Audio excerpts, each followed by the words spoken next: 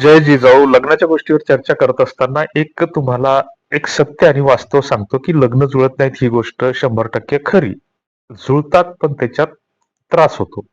आता याच्यामध्ये लग्न गॅरंटीनं आणि हमखास कसे जुळतात याबाबतची माहिती मी पुढच्या 2-3 मिनिटात सांगणार आहे, की याच्यासाठी जे काही आपल्याकडे 7-8 उपाय आहेत, तर ते उपाय जर केले आपण, तर तुमचं लग्न हमखास गॅरंटीनं जुळेल. मग तुम्ही गरीब असा, कष्टकरी असा, शेतकरी असा, शेतमजूर असा, कोणीही असा.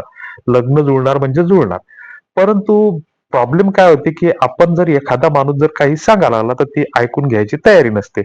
पहिली गोष्ट हे स्पष्ट ध्यानात घ्या, की आम्ही तुम्हाला कुठल्या एखाद्या कोपऱ्यात कापूर जाळायला सांगणार नाही, कुठं दिवा लावायला सांगणार नाही, कोणता उपवास धरायला सांगणार नाही किंवा एखादं पारायण करायला सांगणार नाही. असं काहीच थोतांड तुम्हाला आम्ही सांगणार नाही. जे आहे ते तुम्हाला तुमचा आरसा दाखवणार आहे. आता आमचे काही लग्न अक्षताचे ग्रुप येतात. त्या ग्रुपमध्ये दिवसभरात 7-8 मेसेज तरी असे येतात, कमीत कमी 10-15 फोन तरी येतात, की आम्हाला एखादी गरीब घरची पोरगी असेल तर सांगा, कमी शिकलेली असेल तर सांगा आणि अनाथ आश्रमाच्या नावानं पण 1-2 फोन येतात. बरं येतात तर येतात. आपण त्याच्यावर आता रिप्लाय देणार तर किती जणांना देणार आणि कुठं कुठं देणार, कसं कसं देणार? अपेक्षा वाढल्या आपण असं सगळेच जण ओरडतो, की अपेक्षा वाढल्या. परंतु आपण स्वतःसाठी काही करतो का? किंवा आपण ज्याला म्हणतो, की जे हातचं सोडून पायत्याच्या मागे लागण्याची जुनी लोक म्हणायची. तर आपलं दुखणं राहतं एकीकडं आणि इलाज होतो दुसरीकडं. म्हणजे जुने लोक म्हणायचे, की रोग आल्याला आणि इंजेक्शन पखारीला, तशातला आपला प्रकार झालेला आहे. की त्या ग्रुपवर येतो, की एखादा जर बायोडाटा मुलींचे बायोडाटा टाका, कमी शिकलेल्या मुलींचे टाका, गरीब घरच्या मुलींचे टाका, असं करा, तसं करा. कोणी म्हणतं माझा भाऊ लग्नाचा आहे, कोणी म्हणतं पुतण्या लग्नाचा आहे, कोणी म्हणतं पोरगा लग्नाचा आहे आणि कोणाकोणाचं तर एवढंही आता त्याच्या पुढं, की या लेडीजचे पण असे मेसेज असतात. आता बाया पण त्या ग्रुपवर येतात, की माझ्या दीरासाठी पाहिजे, भायासाठी पाहिजे, भावासाठी पाहिजे, अजून कोणासाठी मुलगी पाहिजे, स्थळ असेल तर सुचवा. पण आपण आपली जबाबदारी, उत्तरदायित्व विसरून जातो आणि आपण आपली क्रय शक्ती म्हणजे काम करण्याची शक्ती पूर्णपणे नष्ट केलेली आहे. हे नाकारून चालणार नाही. आता तुम्हाला एक छोटंसं आणि साधं उदाहरण सांगतो, की समजा तुम्ही एखादा विमा एजंट आहात आणि तुमच्याकडे एक असा प्रोडक्ट आहे, की दर महिन्याला ₹500 भरायचे म्हणजे वर्षाचे ₹6,000 भरले, तर त्याला गॅरंटीनं वर्षाचे ₹6,000 भरल्याच्या नंतर असे 20 वर्षापर्यंत भरायचे.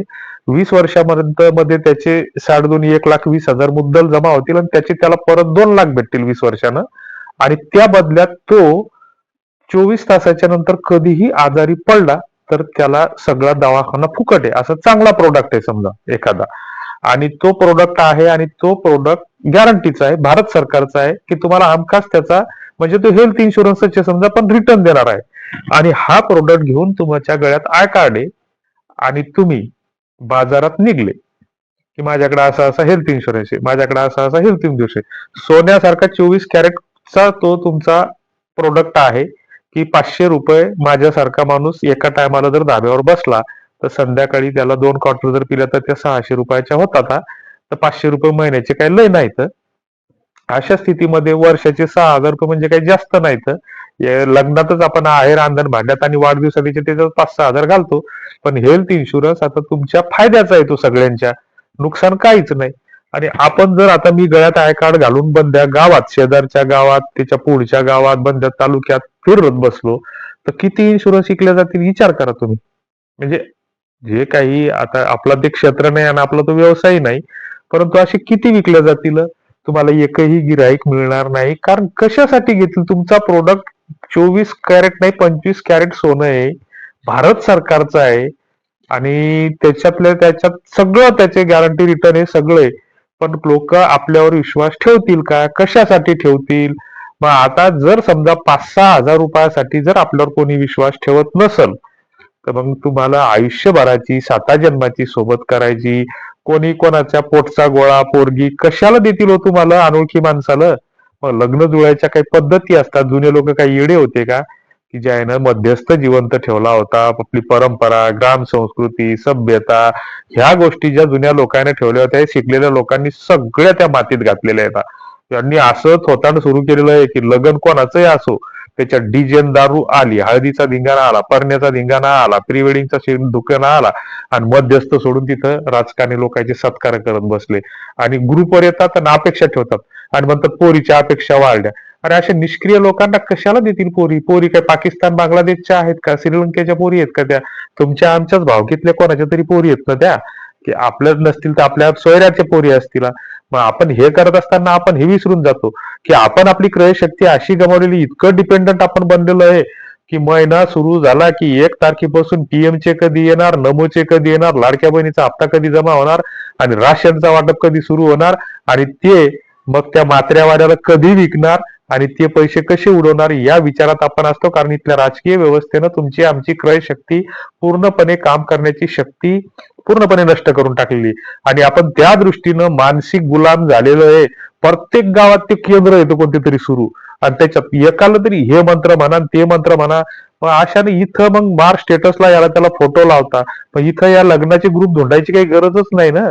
त्याच देवानं स्वर्गातून उतरून तुमचे लग्न लावले पाहिजे. असं जर बोलायला गेलो तर म्हणतील आमच्या देवाच्या धर्माच्या विरोधात बोलतात हे लोक.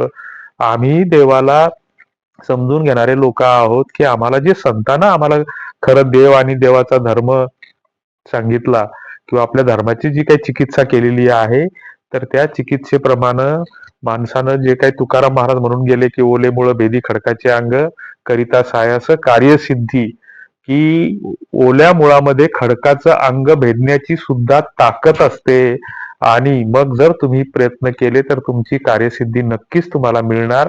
आणि मग आपले प्रयत्न करायचेच नाही ना अपेक्षा दुसऱ्याकडून ठेवायच्या.